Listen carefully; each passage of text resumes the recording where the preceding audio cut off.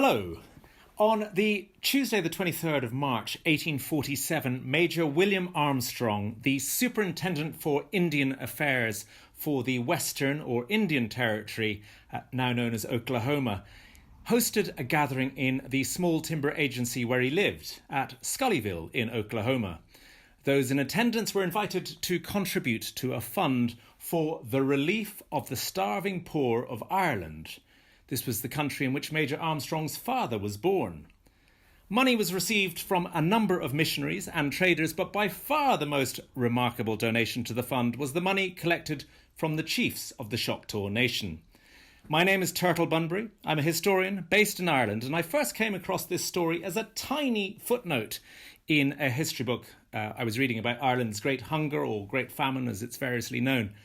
I've been hooked on the subject of the Choctaws donation ever since, and I have written about it and I talk about it and about the Choctaws' kinship with Ireland, and it's one of the bigger chapters in a book I wrote called 1847, which is a history of things that were going on all around the world in that particular year.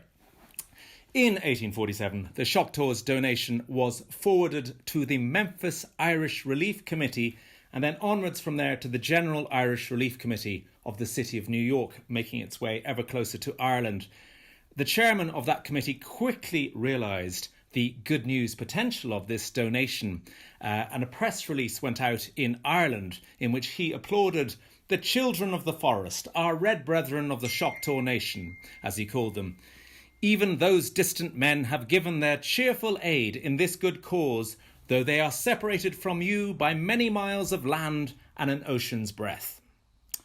173 years after that momentous gathering in Scullyville, the Choctaws donation returned to the news headlines in 2020, following the revelation that, at time of speaking, over 20,000 Irish men and women have apparently contributed to a Navajo and Hopi families' COVID-19 relief fund, raising to date almost $4 million as what is considered to be a repayment to the wider American Indian community.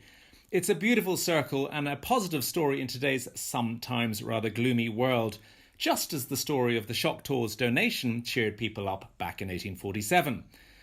We are joined by three California-based Choctaw descendants: Grant Crawford, a musician; Jessica Militante, a writer; and T.C. Crawford, who is a student of arts management and creative producing, as well as the producer of this event. And also by the sculptor Alex Pentek, who, like myself, is coming at you live from the Emerald Isle of Ireland. Grant, I will start with you. You are a fine flute player, may I say, and we heard your beautiful piece earlier. And I wonder if you might begin by telling us about your Choctaw ancestry and how that influences your music. I was introduced to the Native American flute when I was roaming the mountains in Bear Valley, California. And I was hiking with my friend, and I stopped. I was inspired by the imagery, and I sat down to meditate. And I was thinking about the people who roamed the land before me, the natives. And during my meditation, I saw an image of a chief elder with a headdress of red-tailed hawk feathers. And his skin just looked very old and weathered, very tough. And it felt like every wrinkle upon his face told a lifetime of wisdom. And as I was connecting with this, I heard the Native American flute playing on the wind. And it was simple. It was very beautiful, very slow and enchanting. And this tugged at my heart. And I actually began to cry a little bit because it was such a beautiful moment. Surprise, that is a magnificent experience. I feel like a lot of my connection with my Native heritage happened organically through my own experience, my own spiritual experience, my own meditations, and connecting with that like deep within myself.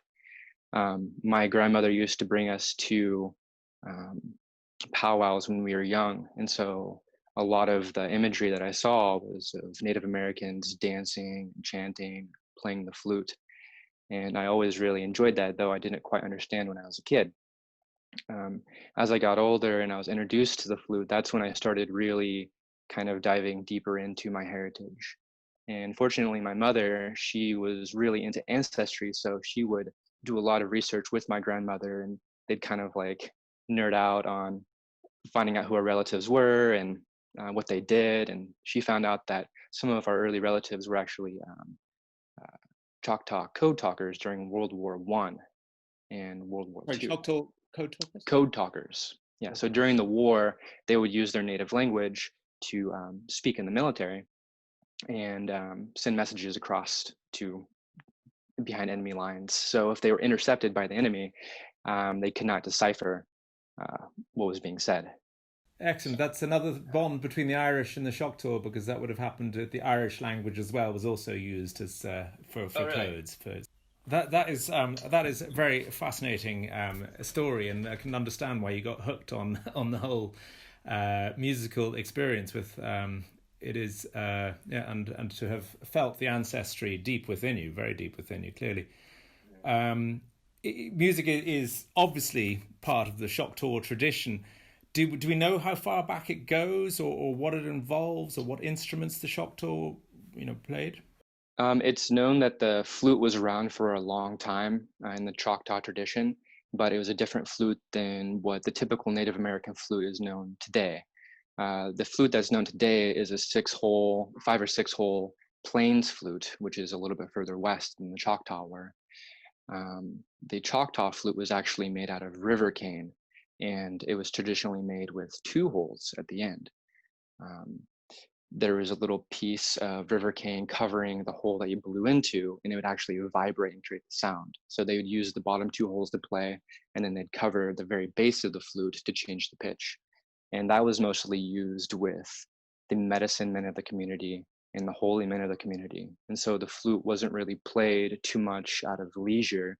It was played before the Choctaw would go to battle, or it was played before a big healing or a big ceremony.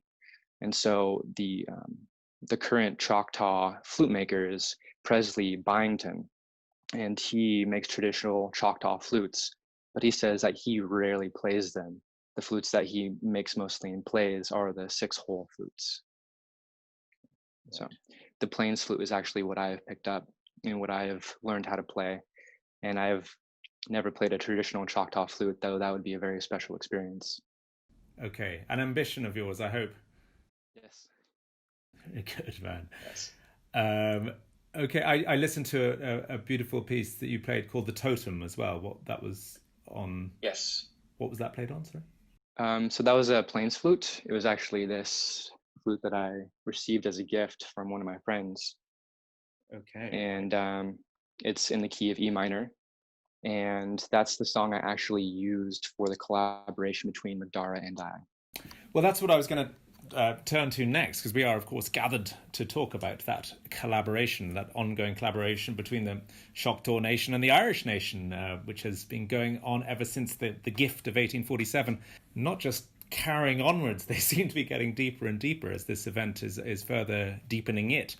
And you indeed are also, because you're collaborating with Macdara, who is an Irishman, and he is, I think, playing a bouzouki, which is, correct me if I'm wrong, I think it's part lute, part fiddle, sort of Greek invention originally. Am I right there? I believe it is. He would definitely know more about that than I would. Okay, well, I mean, I've listened to some of his music, and it's heartening stuff. Pure massive, as one of his fans puts it on a Facebook page. Pure massive, great expression in Ireland. That's a compliment. Good. I'm not sure if have you met Macdara? I know you're collaborating, and presumably that's been quite complicated doing a transatlantic collaboration in the year 2020. Have you met him, or how is that all working for you? I have not met him in person.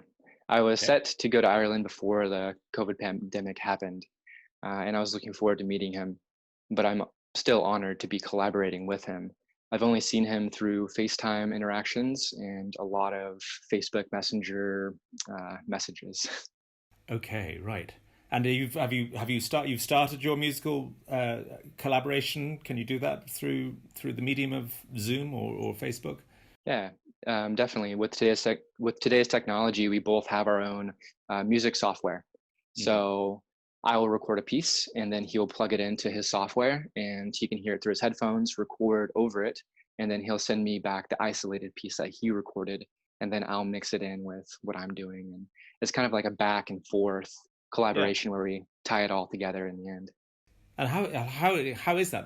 That's an exciting sound. So it's part Irish, part Choctaw, and other influences you've presumably picked up along the way. Is he primarily Irish influence? I believe so. Yes, he plays a lot of traditional Irish music. So you're combining these two styles. That must be exciting for you. It is exciting. Music is just so universal in the first place. I think that almost no matter what style you combine with another, you can make it work if you if you try to make it work. Yeah, I think it would really lend itself. It's funny. I don't know if you've heard of the Sean No, which is a very gorgeous unaccompanied style of singing they do here in Ireland. It sounds very ancient. You get it a lot in the Gaeltacht. That's the Irish-speaking parts of Ireland, and it's a beautiful sound that, having heard it on occasion, you might have felt that you were in the Mississippi 3,000 years ago when you hear the voices. But that's very interesting. So your collaboration with Macdara, I mean, for you yourself, it's expanded your knowledge of music. What's going to happen? How is this collaboration going to play out? What do we expect to hear or see? Something that happened spontaneously and organically. Macdara and I didn't really know what we were going to do when we went into this, and it's unfolded rather naturally. Okay, well, I'm very much looking forward to hearing more of it as time goes on, and best of luck to you both, Grant, and thank you for sharing that fascinating experience. I'm with you. I'm envious. As an Irishman who's descended from a Frenchman, I would love to have had a little bit of Choctaw in me, I can tell you that. Okay. Earlier, we heard about the creative process that went into the making of the magnificent sculpture Kindred Spirits, which was created and installed in Bailick Park in Midleton in County Cork in 2015, unveiled in 2017, and which, of course, commemorates that moment of the Choctaw Nation and their kindness to the Irish people. The beautiful work, it comprises of an empty bowl made from 9 giant stainless steel eagle feathers. Gary Batten, the present chief of the Choctaw Nation, attended the unveiling. He declared, "These are great healing moments, a great moment for us to show our respect back to them as a nation to nation. A chance to stand up and say, Achata Shia. Yes, I am Choctaw." I am delighted to be joined by the sculptor, Alex Pentek, who made this piece. Many people, Alex, have declared this sculpture to be their favourite work in Ireland, including the historian Turtle Bunbury.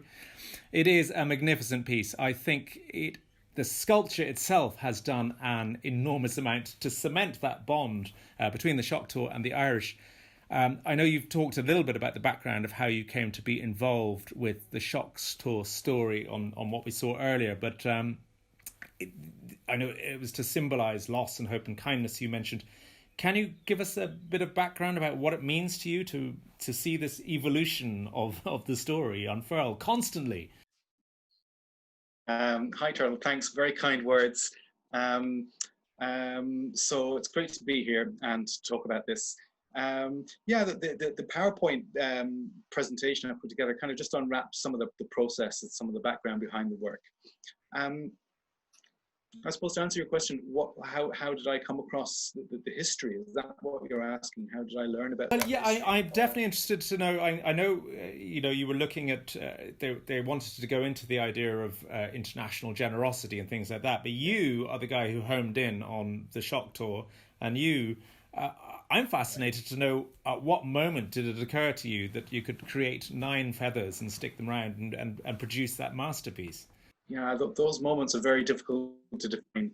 But actually, it was lovely listening to Grant talk about his experience, outdoors on the plains, quite literally, and feeling a sort of sense of history, and sort of trying to be, open to that in some way. And I don't know if you're familiar with Simon Schama's book, Landscape and Memory. but the basic kind of idea behind the work is quite beautiful. And that is that landscape itself can give us access to memories that go back timelessly, really, go back to however far we like.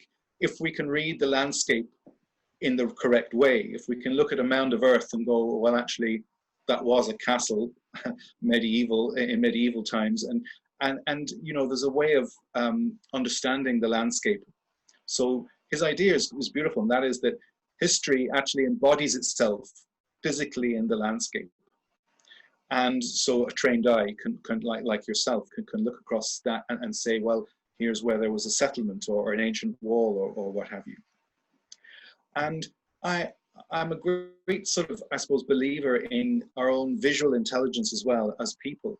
Whether we sort of know it or not, we wander through the world and our environments. And even before we've intellectually sort of labeled everything and named things, we've already intuitively reacted on a sort of more emotional level to our surroundings. And I think that, different places give us different experiences. And you could almost describe that as spirit of place in a way, that different areas have different feelings. And I wonder, would I be interested to hear Grant's feedback on that idea. So with the sculpture itself, the location in Bailick Park was the general area of Bailick Park was part of the artist's design brief. It was an open competition process. So artists were asked to reflect on the theme of the 1847 donation and then go away and come up with some sort of idea or way of representing that. And as I reflected on the history and did some of my own research online, and also speaking with you, Turtle, it was great making that contact and learning more about the complexities, and how many shades of gray there were in that story, that it wasn't just black and white, that there was goodness also from the American government in the form of Anderson, isn't it? Colonel Anderson? Armstrong.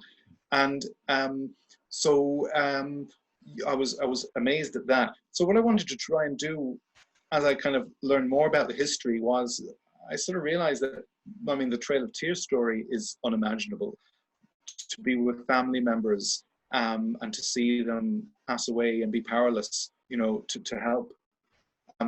So I know that there was a lot of malnutrition. There was people died of exposure in their thousands, and also there was a cholera outbreak during the 3 years of the Trail of Tears, just to add to the misery. And so I sort of realized pretty soon on, then also reflecting on the history of the famine and the million dead of starvation there, where I mentioned in my short PowerPoint there, where it was described that the graves were walking. I'm not sure who said that. I think it's Townsend, possibly an historian who's recording what was happening at the time in Ireland. And so that image of walking graves, people so near death that they're literally walking corpses, and then mix that with someone you love and care about, cherished family members and loved ones, and not being able to do anything for them. For me, I felt was unimaginable, that I couldn't actually put myself in that place, that mental place, and go, well, that was what it was like, now I'm going to reflect on that. So I sort of realized that I had to take a more symbolic approach. And so there was a sort of mixture of things. There was awful oppression in Ireland. And I think possibly the Choctaw Nation identified with that oppression, having been removed from their land, from their ancestral heritage, and also the suffering. So while there's this sort of horror story happening, also there's this uplifting feeling of hope and humanity and goodness. And I wanted to try and sort of visually somehow reflect both of those things. The empty bowl signifying the loss of the famine in Ireland, but the feather is upstanding, fragile but strong, showing hopeful sort of humanitarianism. Well, that is what you've got, and you captured it so incredibly, and I think that's why everybody is returning to look at that work again and again. You caught the zeitgeist. you really did, of what that meant, of hope and humanity, and creating something. You take the Trail of Tears and you mix it with the famine. You don't expect something that makes you actually feel good, and which is what Kindred Spirits does, to my mind, and that's an incredible achievement. And I think it was funny, watching your presentation earlier, that it wasn't even up before it had gone viral, Alex. Gary Batten is hearing about it before you're still sticking the feathers in, because they got it, they understood the idea. I remember they made a program in Ireland a show called Nationwide that happened to be there for the launch as well, right? Am I right with that? That Nationwide was there? And so they came and caught that moment. So there has been a lot of serendipity with the project. I mean, I'm sure it was complicated making those feathers, and sometimes you must have questioned the serendipity. Did you say it took a year to make them? Yeah. But nonetheless, there has been a lot of things that seem to have just laid a lovely path, right to now, that's why that story is everywhere. At the moment, I was talking earlier about that Navajo and Hopi, the COVID-19 relief fund, but that story is everywhere. It's on BBC World, it is in the National Geographic, the Washington Post, USA Today, it's everywhere. I was talking with a French journalist, rang me this morning. She wants to do a story on it because it's a story of hope and the human spirit, and that's what it's about. And the other fun one is the Attorney General of the Navajo Nation, who has been thanking everybody in Ireland for the generosity, and she's been talking a lot about her Irish connections. Her ancestors were the Hobans, an Irish Quaker family on one side, others from County Laois. Her brother-in-law lives in County Clare, and she's got nephews called Pádraig and Liam, and a niece called Saoirse. It's all happening. What do we think about this? The way the story has suddenly come back onto the front pages again with the coronavirus. It's amazing to see, I suppose. I think there's a bit of a legacy happening. I mean, I see myself as a very, very small footnote in this whole unfolding story, in the fact that the work that I've made has sort of revigorated many people's knowledge or remembrance of the history. And so that's been great to play a part in that. But I think, it's interesting because we have the sort of historical facts of what happened between Ireland and the Choctaw, and then we have the ongoing situation with the Navajo and Hopi nations in America. And so there's a sort of a raised awareness, I think, a global almost awareness of people.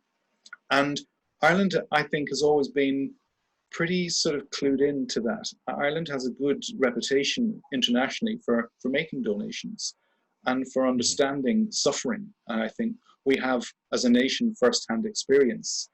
And so there's a sort of, there's an unspoken history, and that's a sort of subtext to all of these events. And it was interesting because there's a plaque now by the sculpture that was installed by the council with some information about the history. But before that was actually put in place, I was getting a lot of random emails and calls from people saying, I'm coming over, I'm going to visit the sculpture, and where's the plaque? And there was a lot of questions by people about the information plaque. And it kind of didn't really bother me at all that there wasn't an information panel there, because the history has already kind of swapped around, whether it was online or verbal. And a story I heard, it was online, it was a 10-year-old, he lives locally to Midleton, and it was his grandmother posting saying she went to visit her grandson and he gave her the grand tour of his place in Midleton, and they went around the town at various spots, and it culminated with a visit to the Feathers, as it's locally known, the Kindred Spirits monument. So they got there, and he recounted the entire Choctaw 1847 donation and the plight of the Irish, and how amazing the Choctaw were in that story, and sort of recounted the whole history, just off the top of his head. And I thought, well, there you go. who needs an information plaque when that story is being passed around verbally? And I think that there's a sort of the spoken word is, I think, is the most vital thing. You know, what we talk about to one another is, I think, the best way of keeping something alive, and that can also be through song and music and cultural heritage that Grant was talking about his experience with, and there's a strong tradition of that in Ireland too, of you know, the storytelling, Shannon storytelling that you mentioned, and singing as well, and that sort of oral legacy, and so it's nice to be sort of wrapped up and be part of that. Well, you very much are, Alex. So that's excellent. I'm delighted to hear those thoughts. And yes, your point about the landscape, I think, is very relevant. There are secrets locked up in all landscapes. I think you've unlocked a secret with your work, which had an unusual thing, because when you unlocked it, we find ourselves in faraway Oklahoma, and yet we're in Midleton in Ireland. So there's that's kind of back to what you were talking about with spirit of place, I think, as well, that you can actually feel connections to across the latitudes and across the longitudes. I think that's fabulous with the lovely feathers. Okay, well, look, you mentioned the spoken word, and so thank you, Alex. I'm going to now turn to Jessica Militante. The Choctaw, and this is kind of what you were saying just then, Alex, that they have oral histories that go back way back. I mean, how far back? They were collecting them in the 19th century, and there are tantalizing suggestions that the ancestors of the Choctaw Nation were hunting for mammoths over 12,000 years ago. So who knows how far back the oral tradition goes. And as Alex says, it's something that we have a very strong sense of in Ireland as well. We have the Shanachie, a traditional Gaelic Irish storyteller, historian, bard, that would again have told stories that sometimes stretch back through into thousands of years ago. It is an extraordinary thing. And they would have been handed down stories by word of mouth, generation to generation, until somebody started writing them down, which for both the Choctaw and for the Irish generally happened in the 19th century. Greg O'Brien, who's the head of the Department of History at the University of North Carolina at Greensboro, has written a lot about the Choctaw. I presume he's an Irishman with a name like Greg O'Brien. I don't know. Maybe he's Choctaw too. Anyway, he has an essay called Indigenous Mississippi Literature, in which he details a really impressive literary tradition amongst the Choctaw, writers and storytellers and novelists like Louis Owens or the poet Roxy Gordon, historians, anthropologists, and he's got some great story titles in there. The Man Who Became a Deer, The Origin of Poison, or The Frog That Lost His Wife. I haven't read much Choctaw literature, just the farewell letter to the American people, which George Washington Harkins, who's one of the chiefs of the Choctaw Nation, he wrote that at the time of the Trail of Tears. It's a very moving letter indeed. Our third artist on this forum is a writer from that Choctaw tradition, Jessica Militante, who's a Choctaw descendant, studying her master's degree in creative writing at the University College Cork here in Ireland. She is also the first recipient of the Irish Choctaw Scholarship. And Jessica, I think you were in Cork, but you returned home when the pandemic started kicking in, and you are now in California. Greetings. Hello. Thank you for having me. I'm really excited to be here and to be a part of this. Brilliant. Well, listen, we listened earlier to your short story, Box Checker, an original piece about Lauren, a young Choctaw student who is preparing to apply to various colleges, and as she does not have the common facial features that a Native American is expected to have, some people question her credibility and wonder if she's just checking boxes, as her teacher, Mrs. Harold, seems to imply. What do you think a Native American should look like? Lauren asks her rather icily. Jessica, I don't know if this story was autobiographical, or if having native facial features was something you were perhaps, conscious of as a child. Could you give us some background on your Choctaw ancestry and how that influenced your story? Absolutely. So my maternal grandmother is Choctaw and Irish. Her father was Choctaw and Irish, and her mother was Choctaw and Creek. And so I have always known through her about my heritage. She was born in Oklahoma, but she moved to San Francisco with her family when she was about 2.5 years old. And I ask her all the time about, what do you remember? What do you remember your parents telling you? And about their parents and their family. And she tells me stories that she can remember, but she always tells me, oh, I wish I had paid more attention. And I was like, oh, I wish you had paid more attention too. I'd love to know more. And so being a Choctaw enrolled member in the Choctaw Nation of Oklahoma, I have always, from a young age, known that I was Choctaw, been so proud that I was Choctaw. But then as I started getting older, middle school, high school ages, when other people started hearing that I was Choctaw and would look at me kind of funny, like, I don't see it. That would give me, I would be pretty self-conscious about that and was wondering, I would get to the point thinking like, oh, like, am I even allowed to claim this huge part of my ancestry just because I don't look like people think I should? And that was a huge contributor into me writing the story Box Checker, as the experiences that Lauren goes through in the story are a lot of the experiences that I went through growing up, especially during, the college application phase of my life, where, people think that you might just be taking advantage of checking the box Native American because they think that might get you farther than not checking it. Is that notion, the box checking notion, is that prevalent? I mean, that happens quite a lot. It's a notion that's prevalent enough that I got questioned about it a lot. I don't know how often it is actually happening where people are checking that box. I know it must happen for it to be something that is so well known in, the college application community. And so it is definitely something that happens and that people know about, and so that they look at others and wonder that. Okay, right. Well, I'm sure we would have similar here in Ireland as well. I mean, you have boxes to tick as to whether you speak Irish or whether you're maybe from the travelling community. There are different things. I'm sure people can relate, but you explain yourself very well in your story. With writing and do you feel that you're absorbing the Choctaw legacy, the literary heritage? Do you read many of the writers and poets that have come from that tradition? I definitely need to read more.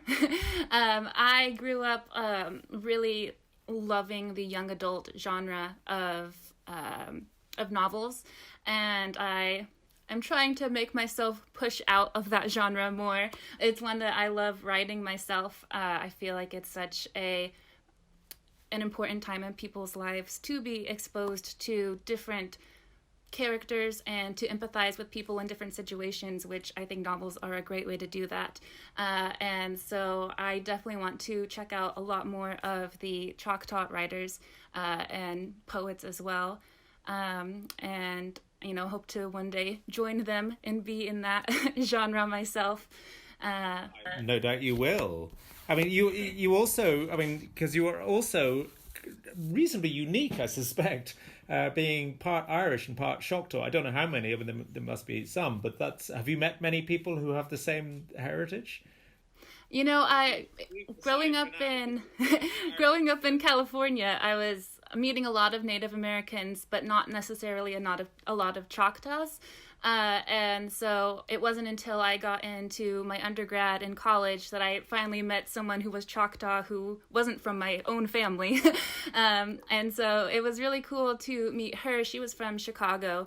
And so she didn't grow up in Oklahoma either. And then actually when I went to Cork to study at UCC, that's when I met TC, who is another fellow Choctaw, and I also met another Choctaw who was studying in Dublin. Her name was Chayla. And so it was kind of exciting to go to someplace so far away that has this Choctaw connection and then get to meet more Choctaws. So I don't know exactly how many other Choctaws I've met who are also Irish, but it's been very cool to meet, Choctaws who have grown up in a similar way to me, which is, a little bit removed from the communities, having not lived in Oklahoma, but doing all that you can to be involved. Yeah. Okay. Well, that's brilliant. I love that. You're having a get together in Ireland unexpectedly suddenly. Yeah.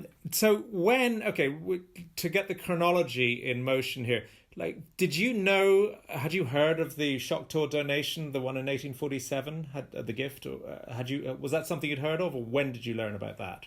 Yeah, that was one of the stories that my grandma would tell me about growing up. Alex spoke about how important oral traditions are in oral storytelling. And so that is something that I learned from my grandma at a young age, so young that I'm not even sure when I first heard that story. But it is one that I heard often growing up and that I was always so excited about, because I do have, ancestry on both sides. I'm like, yes, like at both sides of my history, just like working together and being awesome. Okay, so then you find yourself going forwards for the scholarship to go to Ireland. Was that inspired in part by, part by your ancestry, I'm sure, in part by the donation, or at what point did you go for that scholarship? So I had visited Ireland before when I was growing up.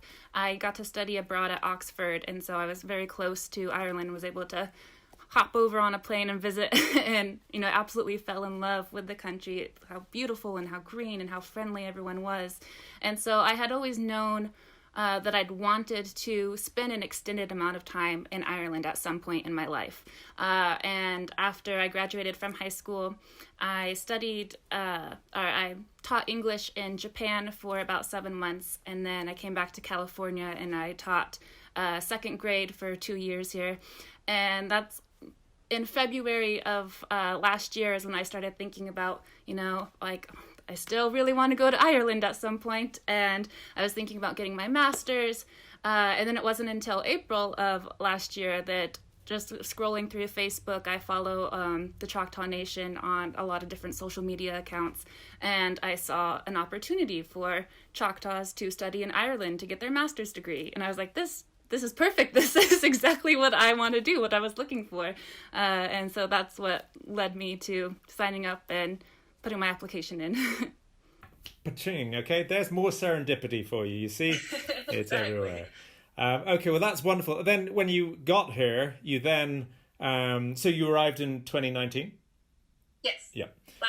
Last August. And by then you had probably seen the Kindred Spirits online or pictures of it, but I presume you made your way, have gone to visit the sculpture, and maybe you might tell us about, who you were there with or how that came about.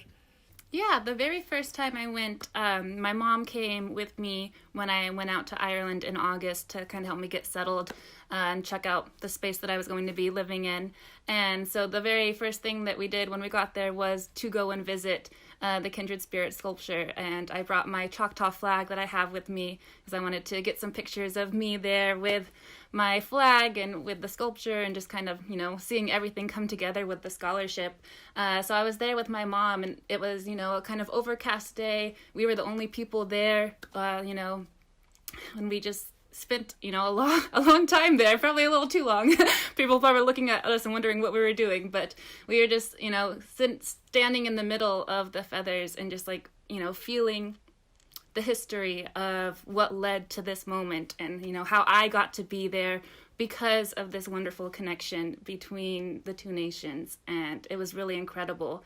And so I've gone back several times since then. That's where I met up with Chayla, the Choctaw student who was studying in Dublin.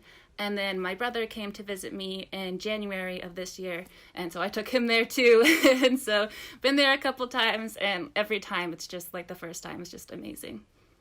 Okay, well, I can tell that it is got a strong emotional bond with you, and quite rightly so. Okay, well, Jessica, I mean, I think the story you read out to us earlier is a sure sign that you're on the right track, a very good track indeed. And I look forward to reading more, and I'm sure it's going to be infused with a little bit of Irish experience. I look forward to hearing that you're back in this country to get to a little bit more experience. Go and visit the sculpture a few more times, and thank you very much for your insights into all that. Thank you. Okay, we are now going to turn to the producer of this event, TC Crawford. TC, you actually, I think, also have an interesting story about your visit to Kindred Spirits that I think we may as well start off with. Yeah, I would. I'd love to tell it. So my first time in Ireland was also in August of 2019. And when I was coming over to study at UCC for my master's program, and that was kind of the first experience that I learned about the gift, of the Choctaw donating to Ireland. So that was my first introduction to the story, and Alex's sculpture was something that my grandmother and I really wanted to visit. And so when we first got there, and we got to the airport, and we took a cab from the airport to our Airbnb, which was right by UCC. And our taxi driver was just a crack up. He was just such a funny and interesting guy, as most taxi drivers are, I suppose. And we had such a good time with him that we decided we'd hire him for all the time that we went around Ireland. And we asked him if he knew about the sculpture, and he said that he loves Irish history and he's kind of Irish buff, but he was surprised to not have known about the sculpture in Midleton. And so he said, well, I have to take you. You can't have anybody else take you. I have to take you. And so we're like, of course. And we were going around and stopped there and then to Kinsale. And so we get to the sculpture, and, it's so much more vast than you can see in pictures, right? Just walking up and seeing the light trickle through each of the pegs in the feathers. It just kind of sings to you as you walk up, and the closer you get, the larger it becomes, and you kind of just become one with the sculpture, and so I was in amazement. I just loved it.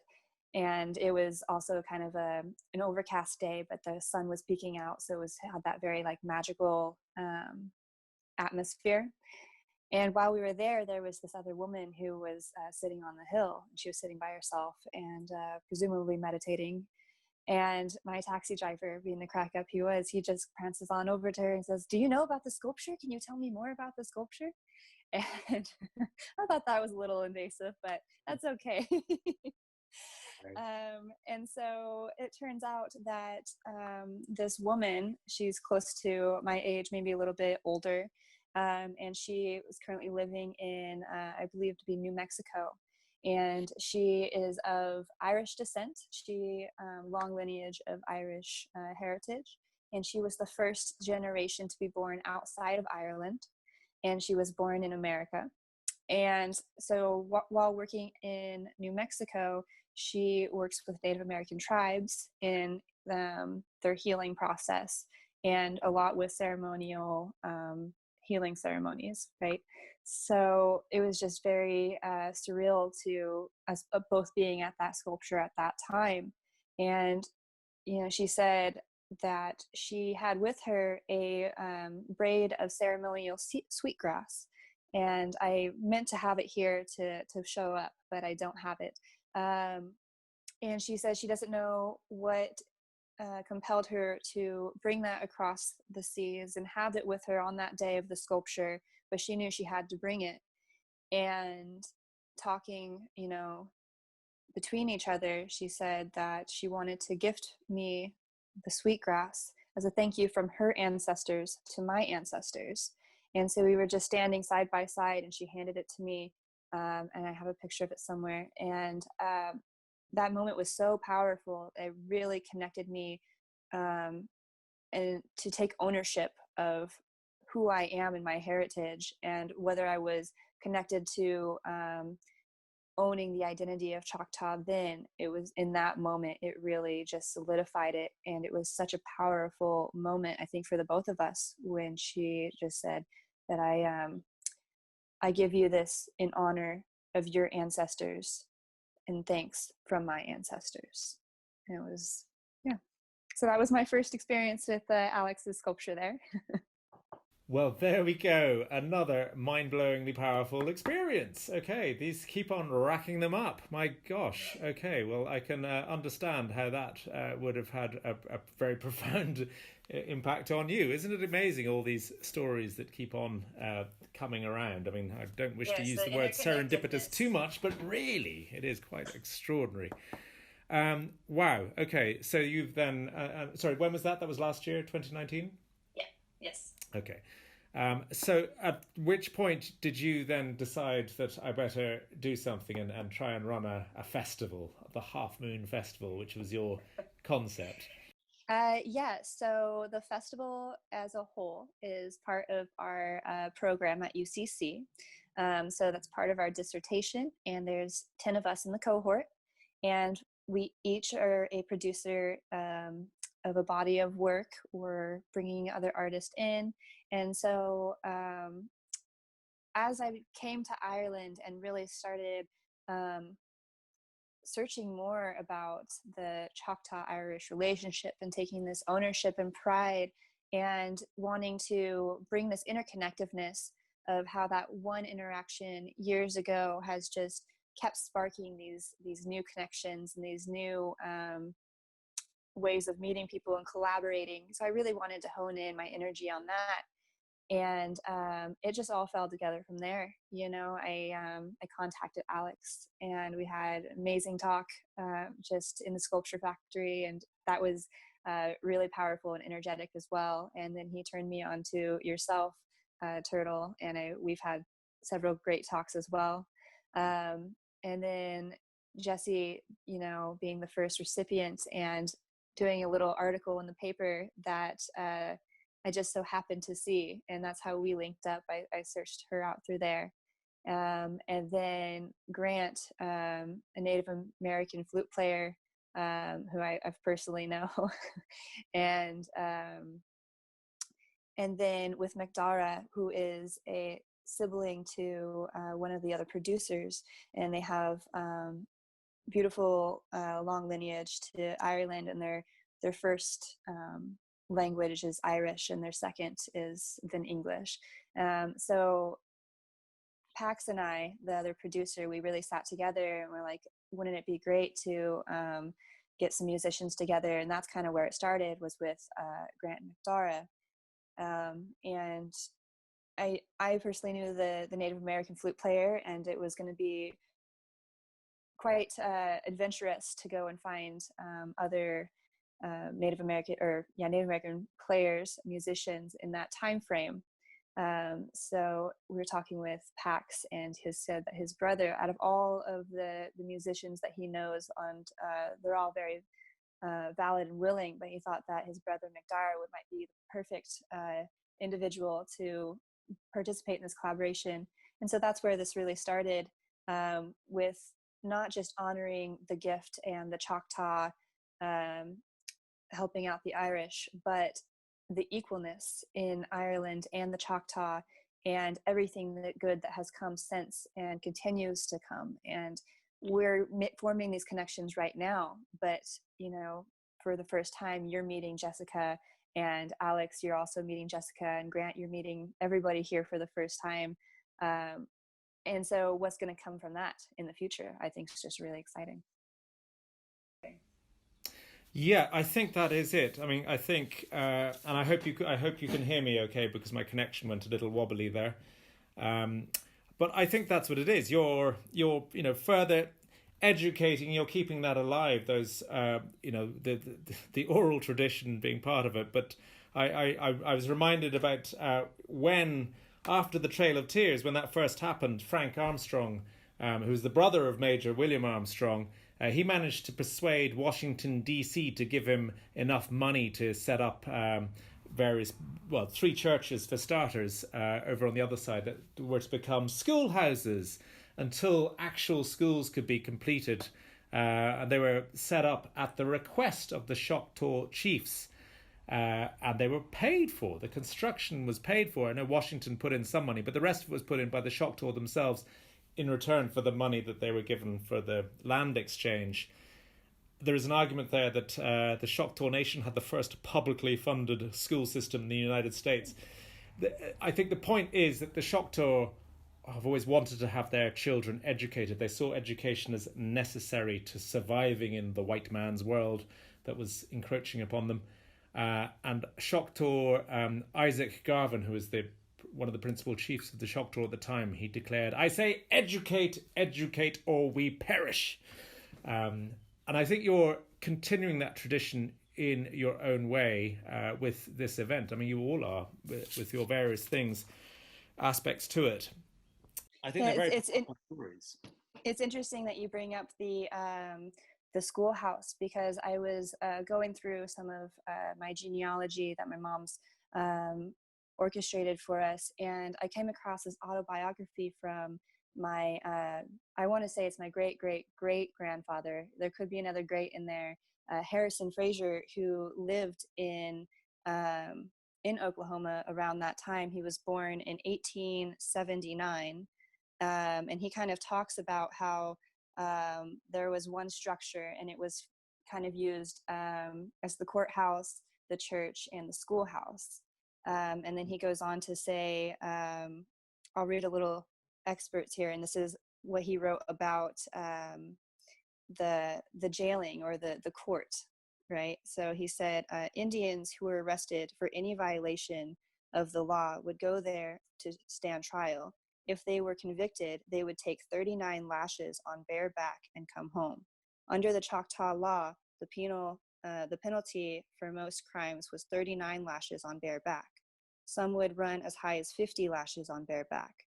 Or if an Indian stole a horse, he would get 100 lashes on bare back. If he stole a horse again, he was shot. So the Choctaws did not steal many horses under the Choctaw government. I think that we had the best laws in the country, and it would be better if we had the same laws in the state now. Well, now. My goodness. So 39 lashes was the minimal, was it? I wonder why they went for 39. Yeah. Why do you think they went for the number 39 anyway? Goodness. Not too sure. Well, watch out. It might come back in vogue one of these days. But there probably is, there's going to be lots of things that you could learn. I mean, do you feel, I'm sure, a stronger urge than ever to go to the Choctaw now and try, to meet with the elders of that society? I mean, I've been involved in a project called Vanishing Ireland, where I've been all around Ireland interviewing people in their 80s, 90s, 100s. And what is amazing is that those people, some of their grandparents were alive during the Great Famine, were alive at the time of the gift, the donation. People who are alive today, just it's the way mathematics works. So one of the things one of you might do, or if you can encourage somebody to do, is to go and interview the older members of the Choctaw, again, to sort of see what you could learn from that oral tradition, because Alex mentioned earlier the secrets are locked up in the landscape, but sometimes they're locked up in people's heads and you just need to ask them questions. What do you, TC, see happening next in your odyssey that you have embarked upon? Well, it may very well be what you just stated, and trying to gather some more information and maybe some interviews of the Choctaw individuals, and kind of researching that a little bit more, and maybe even curating video history logs of some of that. That seems like a really interesting direction. My general goals are so large at the moment, and being at UCC and now here in California, and with the pandemic going on, I guess it's really hard to say what's next. But my director says that she could really see me working in the museum or historical sense, and I think that's a wonderful idea to try, because I think as a lot of young Choctaws today, we're very disconnected with that past. A lot of it's been lost because there was this sense of shame from our ancestors to carry it on. A lot of Native Americans went into boarding schools to get whitewashed, so to speak, and a lot of times they were called derogatory term, which was called the apple. They were red on the outside and white on the inside. So we really lost a lot of our heritage and our history from that. And I think what Grant and Jesse might also deal with is not having the resources to go to, and our grandparents maybe being ashamed to talk about it. But the world's really kind of changing right now, and I think that we're ready to listen and ready to investigate that. So it would be a joy to be part of that journey. I 100% agree. Yeah, that's and again, it's funny because when you mention that, it reminds me that the Irish and the Choctaw do have a lot in common in that sense as well. There was a lot of shame in Ireland when a lot of the first Irish were arriving in their hundreds of thousands into the United States and Canada. One of the first things Irish speakers were told to do was forget the Irish language, learn an English language, to create a bit of distance. And the same happens here in Ireland to an extent. So all we can do is what we're doing is trying to reconnect people with the past, because the past is fascinating and the past is us. Before I turn to wrap up, does anybody have anything that they feel that they would like to add to the chat at this stage that we might have missed out on, or anything further you'd like to say? I just want to kind of echo what TC was saying, and what you suggested as well, as going and speaking with the tribal leaders and learning more. Like TC was saying, I feel like there is a distinct lack of resources when you are living outside of kind of the core of where your community is living. I've been able to visit Oklahoma once in 2015 with my mom and my aunt and my grandma. My grandma's family still has land in Oklahoma, so we got to go and see it for the first time, which was an incredible experience. And we got to visit the Choctaw headquarters. And so it was an amazing time. And because of the scholarship, I would love to, meet with the tribal leaders and kind of thank them in person for, creating this opportunity and carrying on this connection. So I just think that, what you're doing with this, TC, is really incredible, and I'm very proud to be a part of it. Very well said, Jessica. Very well said. Grant, would you have anything to add there, or? Yes, I'm inspired. I'm very inspired to continue my research. I know that the Choctaw community is, I believe, the second largest Native American community in the United States, and they have been very successful. They travel around hosting meetings all over. I went to a meeting in Fresno, California, and I got to meet the chief. And I've got to see the traditional garments that they wore. I heard some traditional songs. I learned about traditional games they used to play. So I believe that there is still a very strong community in sharing culture. I also know they offer classes online for learning the language and learning more about Choctaw history and stuff like that. So this has been a beautiful experience all around. And like I said, I'm inspired to learn more about my heritage and connect with others. Well, fabulous. And good luck with your onwards journey, Grant. Thank you. Thank you. Alex, yourself as well. I mean, you've created this work that I imagine you are almost sometimes overwhelmed by the feedback that, as I say, keeps going. Are you do you have further plans for? I thought I had an idea for you. Could you do the same again and launch it in Scullyville, and I'll come over with you. We'll have a bit of a knees up. We'll get everybody around. Count me in, Turtle. I'm there. No, it's great to be part of that legacy. But something that I feel quite strongly about in being an artist and working in the public realm and dealing with different sort of contexts. And in this case, there was an historical context as well as a physical context. And there's an emotional sort of context to the history as well, and the site and the theme that it's dealing with. And it makes me think of a title that I once stole from the late spiritualist poet John O'Donoghue, who's an Irish poet. And I was driving somewhere in the car one night and had the radio on, and someone, John O'Donoghue, who was quoting his own work, it was a recording, and he described looking up at the stars, and he said that when he looked up at the stars, he felt the intimacy of distance. And I thought that just nails it. That's so perfect in relation to what I try to do as an artist, because whenever we see an artwork or any experience for that matter, the viewer completes the work.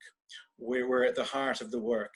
And I just actually attended an online seminar yesterday morning with neuroscientist Anil Seth, who is working with the Sackler Institute of Consciousness in the States, and also the University of Sussex in UK. And he was talking about who are we, what is consciousness, how do we experience a feeling of being aware. And so you know, he sort of started to unpack some of that, but the thing that really sort of catches my attention with what he was saying is that the idea of understanding and observing things and experiencing things isn't simply an exterior experience being filtered through our senses and then being experienced, but it's actually a two-way flow, that what we expect we're going to experience will color what we actually experience. So in other words, we predict what we're going to experience as much as we experience the world.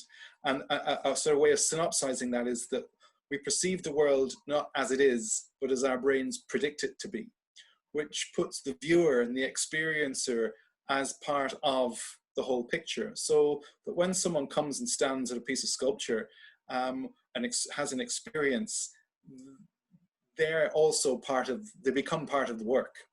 And it sort of ties back into that quote of the intimacy of distance, that we can stand here and see a star millions of light years away, but it's still an intimate moment that puts the viewer at the heart of that experience right here and right now.